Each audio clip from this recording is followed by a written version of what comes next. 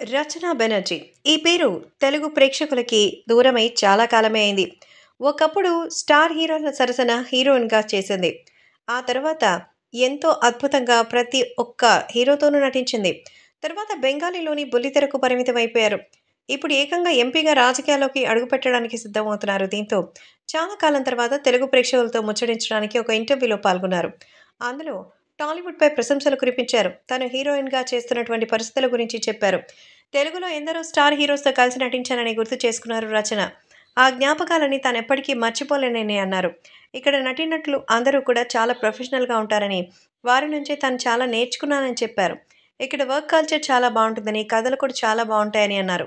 తాను ఇలా ఉన్నందుకు తెలుగు ఇండస్ట్రీకి థాంక్స్ అని చెప్పుకున్నారు.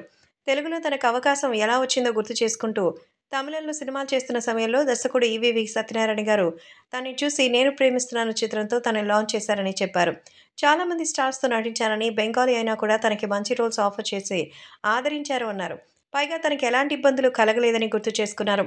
చిరంజీవి, రజనీకాంత్, అమితాబ్ బచ్చన్ లాంటి వాళ్ళు ఎంత పెద్ద స్టార్స్ అయినా కూడా చాలా సింపుల్‌గా ఉంటారని, అది వాళ్ళ గొప్పదనమని ప్రశంసించారు రచన. చిరంజీవితో పనిచేయడం చాలా బావుంది. బాలకృష్ణ అయితే ఊరికే కోప్పడేవారని స్టేట్మెంట్ ఇచ్చారు. సెట్‌లో ఏదైనా సరిగ్గా లేకపోతే బాలయ్య గారికి వెంటనే కోపం వచ్చేసేదన్నారు. తెలుగు సినిమాల్లో తనకి చాలా ఆఫర్స్ వచ్చాయని, కానీ మంచి ప్రాజెక్ట్ అయితేనే కమ్‌బ్యాక్ ఇస్తానని, లేకపోతే తనకసలు ఆసక్తే లేదని క్లారిటీ ఇచ్చారు రచన. 2 ఏళ్ల క్రితం కూడా తనకో తెలుగు సినిమా ఆఫర్ వచ్చిందని, కానీ దర్శకుడు, నిర్మాత అప్రోచ్ తనకు నచ్చలేదని, స్క్రిప్ట్ కూడా బాలేదని బయటపెట్టారు. ప్రస్తుతం ఉన్న తెలుగు హీరోల్లో తనకి చరణ్, అర్జున్ అంటే చాలా అభిమానమని చెప్పారు. హీరోయిన్‌గా నటిస్తున్నప్పుడు వారు హీరోలుగా ఉండుంటే బాగుండేదని తన మనసులోని కోరికని చెప్పారు.